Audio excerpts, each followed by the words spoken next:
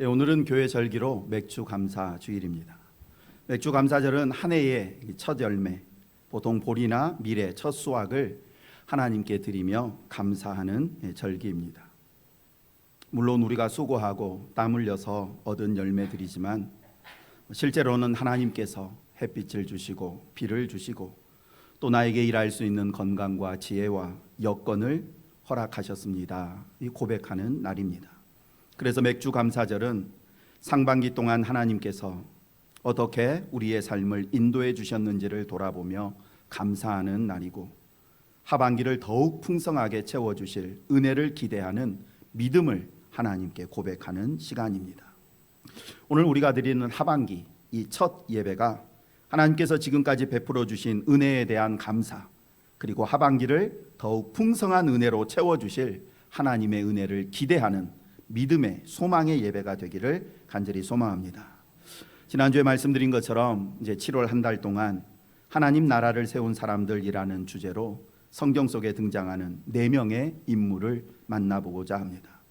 이들은 각기 다른 시대, 다른 환경 속에서 살았지만 하나님의 나라를 세우는 데 있어 특별히 구속의 역사를 이루어 가는 데 있어서 매우 귀하게 쓰임받았다는 공통점이 있습니다. 하나님은 세상 역사 속에서 수많은 사람들을 부르셔서 죄인들을 구원하시려고 하는 하나님의 뜻을 이루어 가십니다. 그리고 하나님의 그 부르심은 지금도 멈추지 않습니다. 하나님은 오늘도 이 땅 가운데 믿음의 사람들을 불러서 하나님 나라를 세워가고 계십니다. 이번 7월에 성경 속의 이 4인물의 삶을 통해서 하나님은 어떤 사람을 찾으시고 하나님께서 어떻게 그들을 사용하셔서 죄인들을 구원해 나아가시는지 그 방법을 묵상해 보고자 합니다. 이 4사람은 아브라함, 요셉, 다윗, 그리고 바울입니다. 아브라함은 모든 것이 불확실한 상황 속에서도 믿음으로 순종의 길을 떠난 사람입니다. 요셉은 수많은 억울함과 고난 속에서도 끝까지 믿음을 포기하지 않은 인내의 사람입니다. 다윗은 연약함과 실패 가운데에서도 그의 중심은 언제나 하나님만 향하고 있었던 소망의 사람입니다. 바울은 과거의 삶을 완전히 청산하고 복음을 위해서 자신의 삶 전체를 기꺼이 헌신했던 사람입니다. 믿음의 사람 아브라함, 인내의 사람 요셉, 소망의 사람 다윗, 헌신의 사람 바울. 하나님은 지금도 우리 가운데 이런 사람들을 찾고 계십니다. 믿음으로 순종의 길을 떠나는 사람, 고난 중에도 포기하지 않고 인내하는 사람, 전심으로 하나님 한 분만 바라보는 사람, 그리고 복음을 위해 자신의 삶을 기꺼이 드리는 헌신의 사람을 찾고 계십니다. 하나님은 이런 사람들을 통해서 교회를 세우시고 또 이 땅 가운데 하나님의 나라를 이루어 가시며 창세전에 예비하신 구원된 사람들을 건져내십니다. 나를 부르시는 하나님의 음성에 귀 기울이고 이번 7월 한 달 동안 우리 많은 사람들이 믿음으로 응답하여서 하나님 나라의 귀한 일꾼으로 쓰임받기를 간절히 소망합니다. 오늘 함께 살펴볼 첫 번째 인물은 아브라함입니다. 우리는 흔히 아브라함 하면 믿음의 조상 이렇게 부릅니다. 그가 어떻게 이 믿음의 조상이라는 영광스러운 칭호를 얻게 되었는지 살펴보고자 하는데, 그 전에 아브라함의 전 생애를 간단하게 설명드리겠습니다. 아브라함의 원래 이름은 오늘 본문에 기록된 것처럼 아브람이었습니다. 그는 갈대아 우르에서 태어나 아버지 데라와 함께 살았는데, 그가 살던 당시 우상 숭배가 만연했고 그의 가정도 예외는 아니었습니다. 그러던 어느 날 하나님께서 갑자기 아브라함에게 나타나셔서 말씀하십니다. 너는 너의 고향 친척 아버지의 집을 떠나 내가 내게 보여줄 땅으로 가라. 아브라함은 75세라는 적지 않은 나이에 하나님의 이 부르심을 듣고 아내 사라와 조카 롯을 데리고 하란을 떠나 가나안을 향합니다. 가나안에 도착한 그는 가장 먼저 제단을 쌓고 그곳에서 하나님께 예배를 드리며 새로운 삶을 시작했지만 삶이 순탄치가 않았습니다. 그가 살고 있는 땅에 큰 기근이 찾아왔고 어쩔 수 없이 애굽으로 내려가게 됩니다.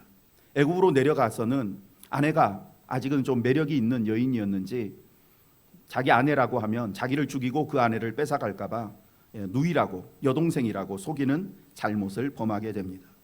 하지만 하나님께서 개입하셔서 사라의 정절을 지켜주셨고 아브라함은 다시 가나안 땅으로 돌아오게 됩니다. 가나안 땅으로 돌아온 아브라함은 하나님의 복을 받아서 가축이 많아지게 되었는데 이로 인해서 아브라함과 또 조카 롯의 목자들 사이에 목초지하고 물 문제로 갈등이 생기기 시작합니다. 너무나 많은 이 가축들이 있었기 때문에 아브라함과 롯 같이 생활할 수가 없었던 것입니다. 그래서 아브라함은 마므레로 가고 소돔은 눈에 좋아 보이는 소돔 땅으로 가기로 결정을 합니다. 롯이 소돔에 도착해서 생활하는데 얼마 지나지 않아서 소돔이 침략을 받아서 롯이 포로로 붙잡혀 갑니다.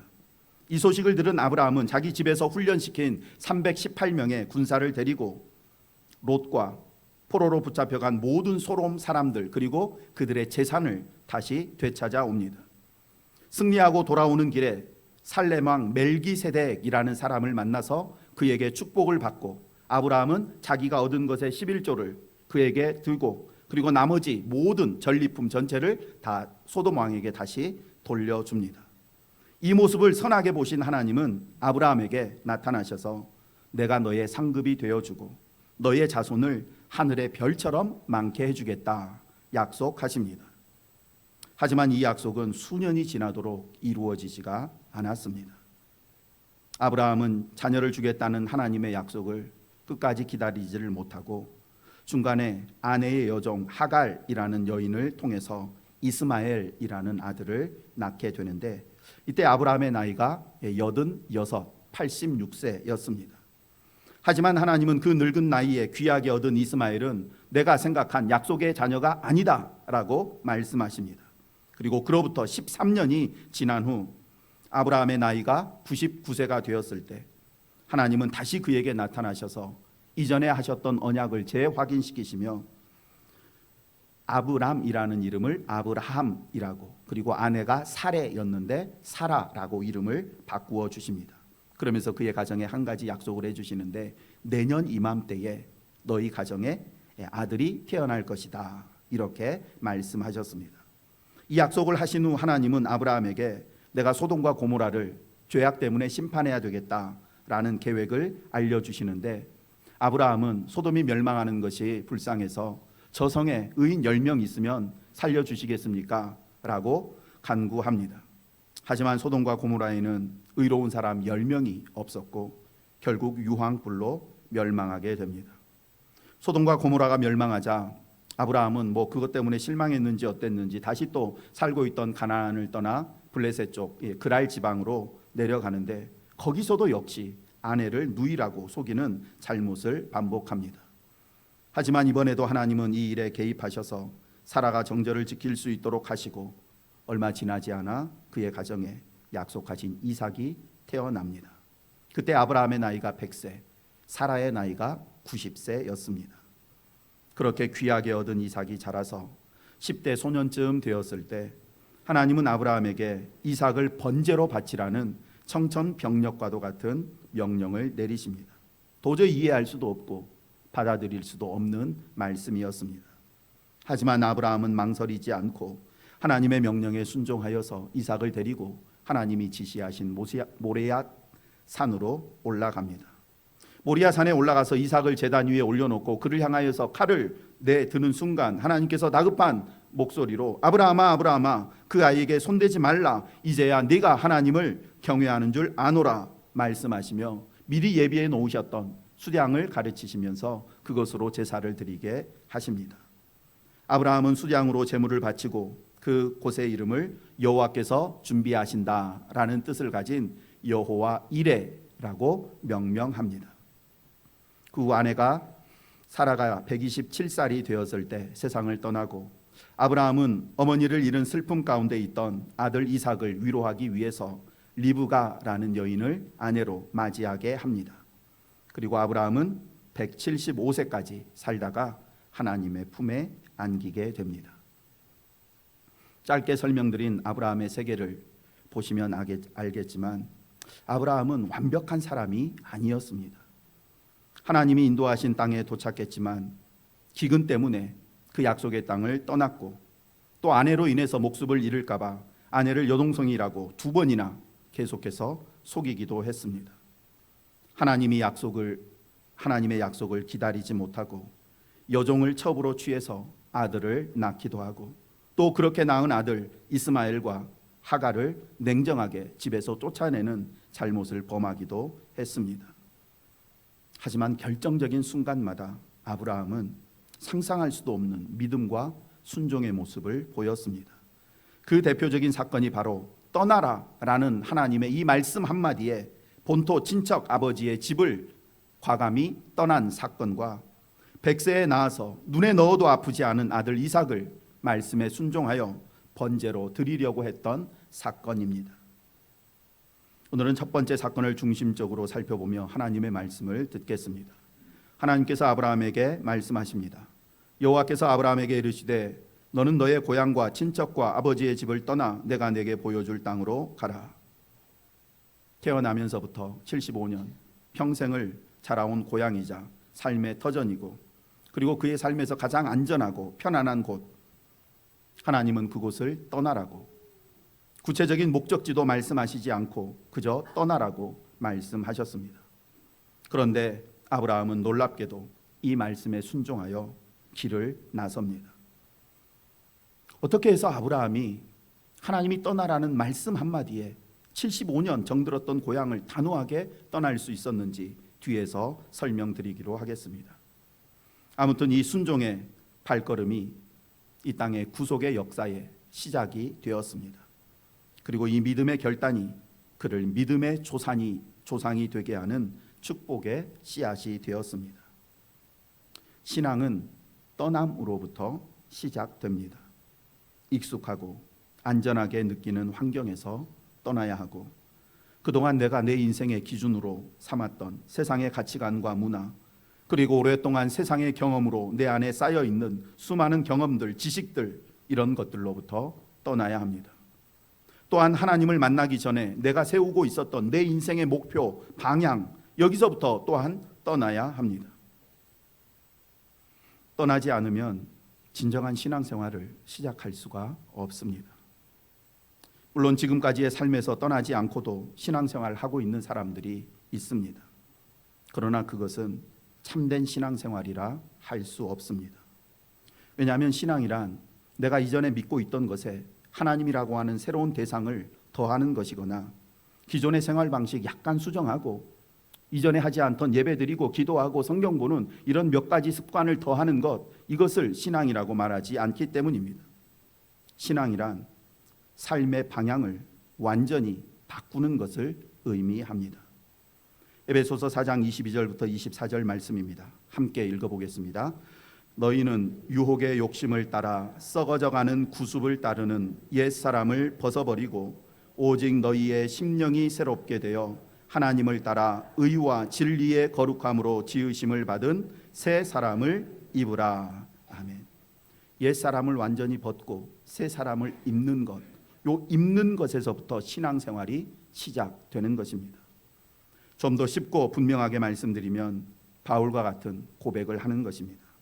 그리스도 예수를 아는 지식이 가장 고상하기 때문에 이전에 유익하게 생각하던 모든 것을 다 해로 여기고 배설물로 여김은 그리스도를 얻고 그 안에서 발견되려 함이라. 이 말씀을 들으면 우리는 아멘이라고 응답합니다. 그런데 실제로 삶을 보면 예수 그리스도로 인하여서 예수 그리스도를 얻기 위해서 이전에 나에게 유익하던 모든 것을 배설물로 여긴다라는 이 말씀을 말도 안 된다고 그냥 바울이 비유적으로 과장해서 설명한 거지 어떻게 예수님 얻자고 그동안 내 삶 모든 것을 다 버릴 수 있느냐. 사실 우리가 하는 모든 일들이 이 땅에서 좀 먹고 살자고 하는 일이고 한번 사는 인생 그래도 좀 즐겁고 행복하게 살아야 되지 않느냐. 그런데 세상에 있는 것들을 다 배설물로 여기라는 것이 그게 말이 되냐 이렇게 생각하는 것 같습니다. 물론 이전에 유익하던 것으로 유익하게 여기며 살았던 것 돈과 명예와 출세 이런 것들을 해로 여기고 배설물로 여긴다라는 말은 실제로 그런 것들이 돈이 성공이 출세가 해롭고 무가치한 것이다 라는 의미는 결코 아닙니다. 상대적인 측면에서 그렇다라는 것입니다. 여기 금덩이 하나가 있습니다. 해로운 것입니까? 해롭지 않습니까? 해로운 것이 아닙니다. 이걸 배설물로 여기는 것 어리석은 것입니다. 살아가는데 꼭 필요하고 소중한 것이라 할 수 있습니다.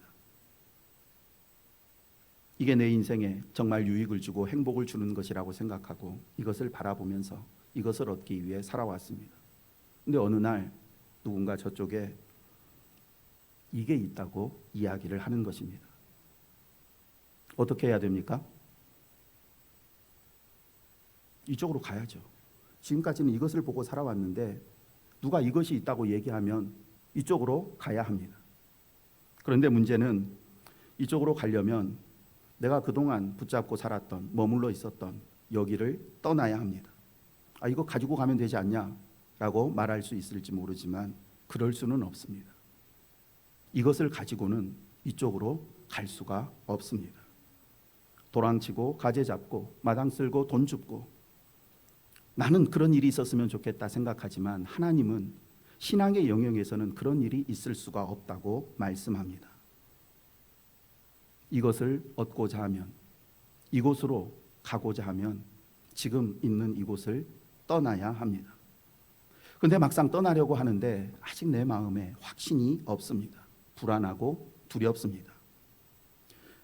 이쪽에 지금 내가 있는 여기와는 비교도 되지 않는 가치 있고 귀한 것이 있다고 이야기하는 사람들, 심지어 내가 여기 가서 이거 보고 왔다고 말하는 사람들이 많이 있지만, 그래서 그런 사람들에게 그러면 진짜 저거 한번 가져와서 나한테 이쪽으로 가져와서 보여달라, 이렇게 그러면 내가 이것을 아니고 이것을 선택하겠다 가겠다 이야기하는데, 이것을 가지고 이쪽으로 갈 수 없는 것처럼 이쪽에 있는 것을 가지고 이쪽으로도 올 수는 없습니다. 그래서 떠나기가 쉽지 않은 것입니다. 하지만 이쪽에 있는 금괴를 보고 온 사람들, 이것을 보고 온 다음에 이쪽에서 살아가는데 이것을 보고 온 사람들의 생활 방식과 그들의 삶의 태도가 옛날과는 완전히 다르다라는 것을 계속해서 보게 되면서 내 마음속에 점점 확신이 생기는 것입니다. 진짜 저곳에 이것과는 비교할 수 없는 가치 있고 소중하고 영원한 것이 있나 보다. 나는 아직 가서 보지는 못했지만 가서 보고 온 사람들이 계속 그런 얘기를 하고, 그리고 실제로 그들의 삶이 이것에 미련 없는 삶을 사는 것을 보니 진짜 저기에 뭔가가 있나 보다. 이제 생각해 보겠습니다. 이곳으로 가야 하는데 이것이 자꾸만 내 발목을 붙잡습니다. 그러면 이것이 나한테 해로운 것입니까? 유익한 것입니까? 해로운 것입니다. 더 좋은 것, 더 행복한 것, 더 영원한 것으로 가려고 하는데 이게 내 발목을 계속해서 붙잡고 있기 때문에 해로운 것이 되는 것입니다. 이 사실을 깨달은 바울은 그가 이전에 최고로 여겼던 그 많은 재산, 그 누구보다도 뛰어났던 학벌, 명예, 권력, 지식 다 해로운 것으로 여기고 그리스도가 계신 곳으로 단호히 떠나게 된 것입니다. 바울은 고백합니다. 내가 모든 것을 배설물로 여김은 그리스도 안에서 발견되려 함이니. 하나님은 마지막 날 이 세상에 있는 모든 사람들을 다 찾으십니다. 하나님이 사람을 찾으시는데 어떤 사람은 예수 그리스도 안에서 발견되고 어떤 사람은 예수 그리스도 밖에서 발견됩니다. 하나님이 마지막 날 우리를 찾으실 때 내가 예수님 안에서 발견되면 우리는 어디를 갑니까? 천국을 갑니다. 그런데 예수님 안이 아니라 예수님 밖에서 발견되면 어디를 갑니까? 지옥을 가게 됩니다. 그래서 바울은 마지막 날 내가 예수 그리스도 안에서 발견되게 하기 위해서 내가 그동안 소중하게 여겼던 모든 것 포기하고 예수님께로 간다고 고백한 것입니다. 신앙은 떠나는 것입니다. 떠나지 않으면 변화가 없습니다. 그렇다면 구체적으로 어디에서 떠나야 할까요? 현재 내가 머물고 있는 이 자리가 어때서 뭔 문제가 있다고 여기를 자꾸만 떠나라고 이야기하느냐? 그 이유는 우리가 머물고 있는 이 자리는 우리의 믿음의 성장을 자꾸만 방해하는 자리이기 때문입니다. 성령의 역사를 회방하는 자리이기 때문에 여기를 떠나라고 말씀하시는 것입니다. 우리는 어느 순간부터 하나님을 만났다고 하면서도 자꾸만 현실에 안주하며 변화없는 신앙생활에 익숙해져 버렸습니다. 습관처럼 예배드리고 신앙적인 언어들은 많이 사용하는데 정작 하나님의 말씀을 듣고 두려움과 떨림이 이전처럼 생겨나지 않습니다.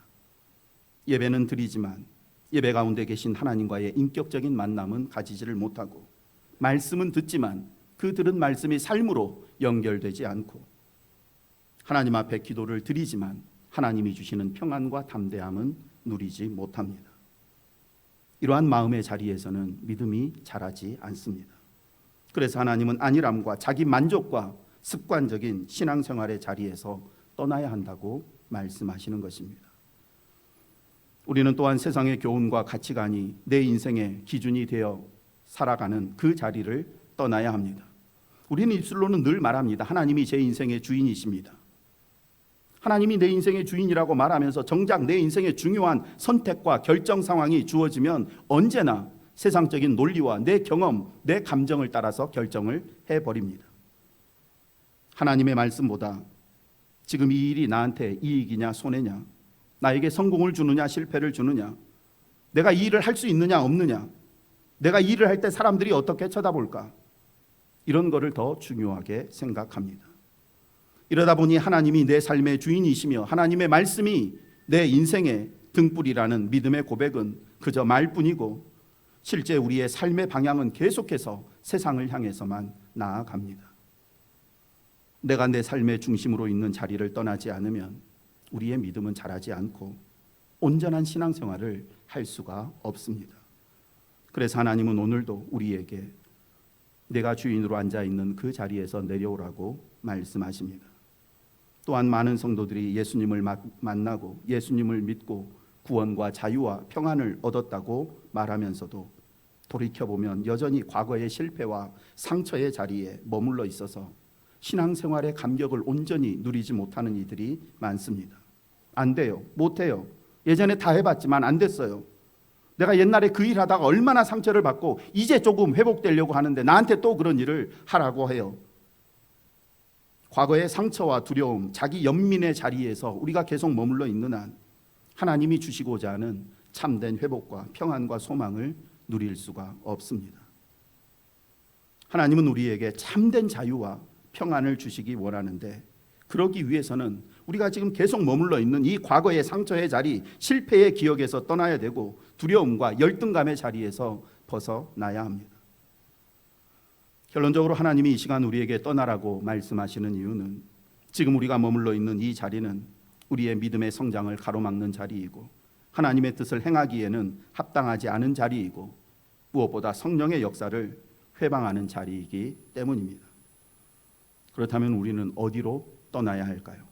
정확히 말하면 여기를 떠나서 이쪽으로 가고 싶은데 어떻게 하면 갈 수 있을까요?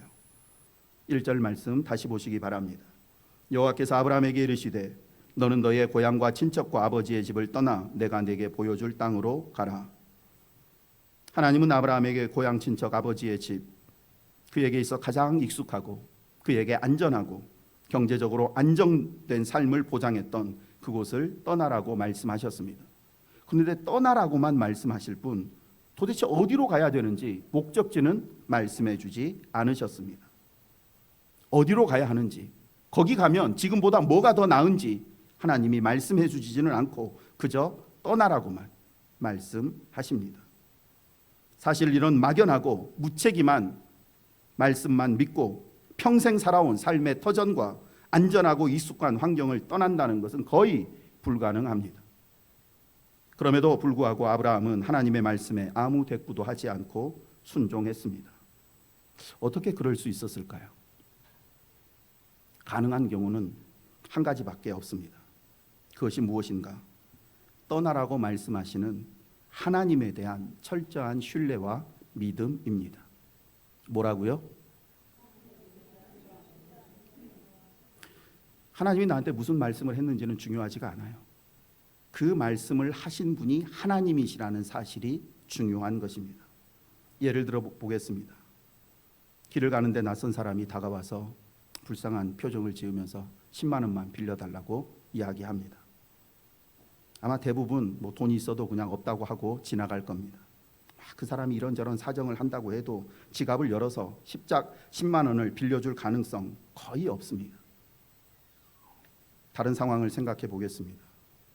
가끔 TV를 보면 연예인들이 몰래카메라 형식으로 지인에게 1,000만 원, 2,000만 원 빌려달라고 이렇게 전화를 거는 상황이 연출됩니다. 누군가에게 전화해서 내가 급히 1,000만 원이 필요한데 지금 바로 빌려줄 수 있느냐 전화를 걸고 상대방의 반응을 지켜보는 겁니다. 근데 어떤 사람들은 그 돈이 왜 필요한지, 내가 빌려주면 언제 갚을 건지 묻지도 않고 바로 계좌번호 불러 이렇게 얘기하는 사람이 있습니다. 몰래 카메라라는 사실을 밝힌 후에 아니 어떻게 그렇게 큰 돈을 무슨 일인지도 묻지도 않고 그렇게 선뜻 빌려주겠다고 말했느냐 물으면 뭐라고 대답합니까? 나에게 전화를 건 그 친구를 믿기 때문이라고. 친구가 나한테 무엇 때문에 돈을 빌려달라고 이유를 말하지 않으면 그럴 만한 사정이 있어서 이유 없이 그냥 나한테 빌려달라고 하겠구나. 그러니 나도 괜히 묻지 말아야지. 그렇지만 그 친구를 믿기 때문에 그냥 선뜻 계좌번호 부르라고 이야기하는 것입니다. 하나님에 대한 신뢰와 믿음이 있는 사람은 하나님이 떠나라 말씀하시면 왜 떠나야 하는지, 어디로 가야 하는지 묻지 않고 일단 짐을 먼저 꾸립니다. 이것이 아브라함의 믿음이었습니다. 이 나이에 어디로 갑니까? 저 말고 저기 젊고 형편 좋은 저 사람이 더 좋은데 왜 하필 저입니까? 아브라함은 핑계하지 않았고 이유를 대지 않았습니다. 왜 떠나야 하는지, 어디로 가야 하는지 몰라도 떠나라고 말씀하시는 그 하나님 말씀 믿고 일단 짐부터 싸는 것입니다. 믿음은 이해가 아니라 신뢰이며 이 신뢰가 순종을 가능하게 하는 것입니다. 다시 말씀드리지만 믿음이란 내가 이해하고 납득이 될 때 움직이는 것이 아니고 하나님이 말씀하실 때 움직이는 것입니다. 하나님의 명령이 완전히 이해되고 납득되며 모든 조건이 맞아떨어질 때 떠나려고 하면 우리는 평생 떠나지 못할 수도 있습니다. 이것저것 계산해 본 후에 이제는 떠나도 되겠다, 이 정도면 떠나도 되겠구나 판단해서 떠나게 되는 것은 성도의 걸음이 아니라 세상 누구나 할 수 있는 세상의 걸음입니다. 누구나 걸을 수 있는 길, 누구나 떠날 수 있는 자리, 그 길, 그 자리에서는 믿음이 자라지 않습니다. 믿음은 우리의 경험과 계산을 내려놓고 오직 하나님의 말씀만 붙잡고 떠날 때 자라는 것입니다. 이런 말씀을 드리면 제 마음속에 한 가지 이 염려와 걱정이 좀 있습니다. 아마 여러분들 한 가지 궁금증이 생길 겁니다. 믿음만 있으면 하나님을 향한 신뢰가 불가능한 일을 가능한 순종의 걸음을 내딛게 한다. 그런데 도대체 그러면 이 믿음은 어디에서 얻을 수 있느냐라는 것입니다. 어디에서 이 믿음을 얻을 수 있을까요? 믿음은 뭐라고 부릅니까? 하나님의 선물이라고 부릅니다. 그러므로 이러한 믿음을 갖기를 소원하면서 하나님 앞에 기도를 드려야 합니다. 하나님께 믿음을 달라고. 이거는 내 힘으로 얻을 수 있는 것이 아니니까 하나님 저에게 믿음을 달라고 기도드리고, 그리고 하나님께서 우리의 믿음을 계속해서 자라게 하시는 이 말씀을 지금보다 더 많이 듣고 읽고 묵상하고 공부해야 합니다. 다른 방법은 없습니다. 믿음이 자라는 속도는 사람마다 다릅니다. 분명히 아브라함이 하나님의 말씀을 들었을 때 그 안에 갑자기 엄청난 믿음이 생겼습니다. 그건 하나님께서 그렇게 역사하셨기 때문입니다. 어떤 사람은 떠나라는 얘기를 1년, 2년, 10년째 들어도 떠나지 못하는 사람이 있는데 아브라함은 그 우상 숭배가 만연한 곳에서 모르겠어요. 그가 평소에 그런 자신의 삶에 대해서 고민하고 너무나 아파하고 있는 상황 속에서 하나님이 나타나셔서 떠나라고 하셨을 때 그 떠나라는 말씀 한마디가 그의 인생의 전환점이 되어서 그 모든 것을 포기하고 떠나게 되었을 수도 있고, 어떤 사람은 수십 년 교회를 다니면서 떠나라는 이야기를 들어도 그 말씀이 좀처럼 자라지 않는 경우도 있을 수 있습니다. 그러나 중요한 것은 믿음은 오직 하나님의 말씀을 들을 때만 생긴다라는 것입니다. 그리고 그 믿음을 주시는 분은 하나님밖에 없기 때문에 하나님 앞에 믿음을 달라고 계속해서 간구하시고 하나님의 말씀을, 믿음이 생기는 말씀을 묵상하다 보면 어느 순간 갑자기 내 안에 하나님이 믿어지고 하나님의 말씀이 내 안에 강력하게 임하게 됩니다. 오늘 우리에게도 떠나야 할 자리가 있습니다. 오랫동안 몸에 밴 어떤 습관, 생활 방식, 그리고 평생 내가 중요하게 생각했던 내 인생의 목적, 그리고 내가 지금 맺고 있는 수많은 인간관계들, 그 가운데에서 떠나야 할 것들이 있습니다. 어디로 가야 하는가? 분명히 하나님이 말씀하신 것처럼 어디를 지정해 주시고 떠나라고 얘기하시면 편하겠지만 그렇지 않다고 말씀드렸습니다. 그냥 떠나라고 말씀하시면 그 말씀에 순종해서 짐을 꾸리다 보면 하나님이 그 다음 단계를 말씀해 주십니다. 제 생각에 틀림없이 아브라함은 떠나라고 말씀하시는 하나님 그 말씀만 믿고 즉시 짐을 정리했을 겁니다. 땅도 팔고 집도 팔고 이삿짐도 다 싸고 가족들과도 이제 나 곧 떠난다고 말씀하시고 그렇게 실제로 순종의 걸음을 내디뎠을 때 하나님께서 그 다음 방향 저 아래 남쪽으로 내려가라고 말씀하셨을 겁니다. 어떻게 알 수 있는가? 히브리서 11장 8절에서 이렇게 말씀하고 있습니다. 믿음으로 아브라함은 부르심을 받았을 때에 순종하여 장래의 유업으로 받을 땅에 나아갈새 갈 바를 알지 못하고 나아갔으며, 하나님은 매일매일 말씀에 순종하며 한 걸음 한 걸음 발걸음을 옮기는 아브라함을 마침내 가나안 땅까지 인도하셨고, 아브라함이 가나안 땅에 도착해서야 비로소 이곳이 하나님이 나에게 말씀하신 약속하신 곳이구나 라는 것을 깨달았습니다. 창세기 12장 7절 말씀 함께 읽어보겠습니다. 여호와께서 아브라함에게 나타나 이르시되 내가 이 땅을 내 자손에게 주리라 하신지라. 가나안 땅에 도착했을 때 이 땅이 내가 너 고향이 있을 때 너 자손에게 주리라고 약속한 그 땅이다 말씀하신 것입니다. 떠날 때도 목적지를 몰랐고 이동할 때도 몰랐고 도착한 후에야 이 땅이 약속의 땅임을 알게 된 것입니다. 하나님의 뜻은 매일매일 순종하는 사람에게 점진적으로 나타납니다. 믿음은 완벽한 정보와 모든 계획을 가지고 행하는 것이 아니고 이미 완벽한 계획을 가지고 계시는 하나님을 믿고 행하는 것입니다. 오늘 우리의 삶 역시 하나님의 명확한 뜻과 목적이 보이지 않는 경우가 허다합니다.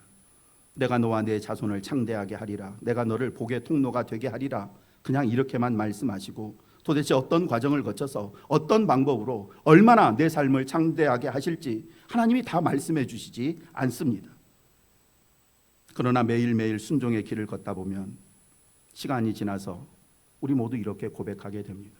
지나온 제 모든 삶이 하나님의 은혜였고 하나님께서 매일매일의 제 삶을 약속대로 신실하게 인도해 주셨습니다. 하나님께서 여러분에게 뭔가를 말씀하신다면 그 말씀이 이해되지 않아도 말씀하시는 하나님 신뢰하고 일단 순종해 보시기 바랍니다. 거듭 말씀드리지만 하나님은 우리가 믿음의 사람이 되기를 원하시기 때문에 처음부터 다 보여주고 필요한 거 손에 처음부터 다 쥐어주고 나를 따라오라고 말씀하시지 않습니다. 처음부터 다 가지고 출발하는 거, 이게 어떻게 믿음이 되겠습니까? 이거 보고 가는 거지. 평생을 걸어온 삶의 방향을 바꾸라는 하나님의 부르심 앞에서 어느 누가 불안하지 않고 염려가 되지 않겠습니까? 그러나 지금까지 여러분들이 만난 하나님을 다시 한번 생각해 보십시오. 하나님이 나를 위해서 행해 주신 그 많은 일들, 다른 건 몰라도 십자가에서 나를 위해 행해 주신 그 일, 그 놀라운 일들을 마음속에 하나하나 생각하다 보면 내가 믿을 수 있는 분 하나님밖에 없구나라는 사실을 깨닫게 될 줄 믿습니다. 이에 아브라함이 여호와의 말씀을 따라갔고 라는 말씀처럼 오늘 저와 여러분의 신앙의 역사를 기록하는 그 중에도 이에 홍식이가, 이에 누구누구가 여호와의 말씀을 따라갔고 라는 이 순종의 한 줄이 기록되어 있기를 간절히 소망합니다. 기도드리겠습니다. 화면을 보면서 결단의 기도를 함께 드리기를 원하는데요. 함께 드리도록 하겠습니다. 시작. 사랑과 은혜가 충만하신 하나님 아버지, 참된 믿음은 익숙한 세상의 자리에서 떠나는 것임을 깨닫게 하시니 감사합니다.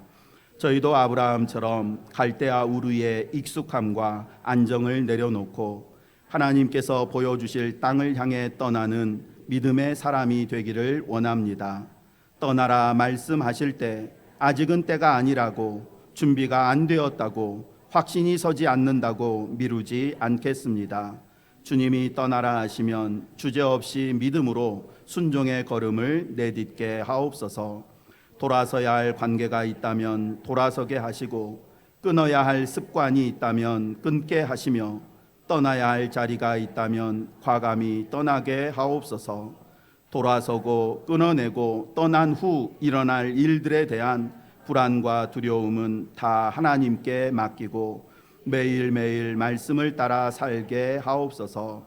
이에 아브라함이 여호와의 말씀을 따라갔고 라는 말씀이 이제는 이에 홍식이가 여호와의 말씀을 따라갔고 라는 말씀으로 저의 이름이 구원의 역사에 기록되기를 원합니다.